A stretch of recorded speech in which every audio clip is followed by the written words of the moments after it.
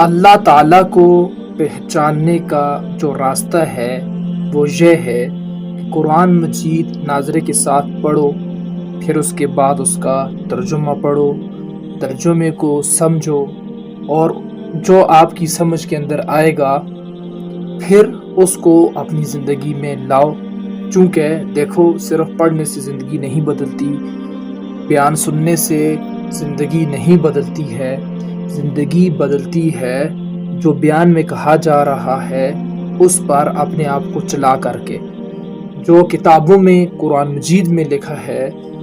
اس پر چل کر کے زندگی بدلتی ہے۔ تو قرآن سے جو آپ کو معلوم ہوا، جو کام معلوم ہوئے، پھر ان کام کو جب آپ کرو گے، پہلا کام یہ ہے۔ دوسرا جو سٹیپ ہے، جو راستہ ہے اللہ تعالیٰ کو معلوم کرنے کا، وہ ہے حدیثیں۔ حدیثوں کو ہم پڑھیں،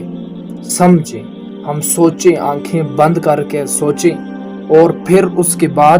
جو حدیثوں میں ہمیں معلوم ہوا، جو کام معلوم ہوئے، ان کاموں کو ہم کرنا شروع کر دیں۔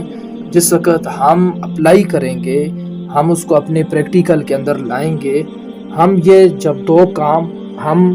ان کو کرنے لگ جائیں گے، اس میں ایکسپرٹیز کو حاصل کر لیں گے، اس میں کھلاڑی بن جائیں گے، اس میں ہم ماہر بن جائیں گے، تو پھر تب ہمیں اللہ تعالیٰ کی معرفت ہوگی، تو پھر تب ہمیں اللہ تعالیٰ کے بارے میں محسوس ہوگا، معلوم ہوگا، اور اللہ تعالیٰ کے بارے میں جو کنفیوژن ہے، جو ڈاؤٹ ہے، جو اشکال ہیں، وہ پھر دور ہو جائیں گے۔ وداؤٹ اس کے بغیر کوئی راستہ نہیں ہے اللہ تعالیٰ کو محسوس کرنے کا، اللہ تعالیٰ کو معلوم کرنے کا، بس یہی ایک راستہ ہے۔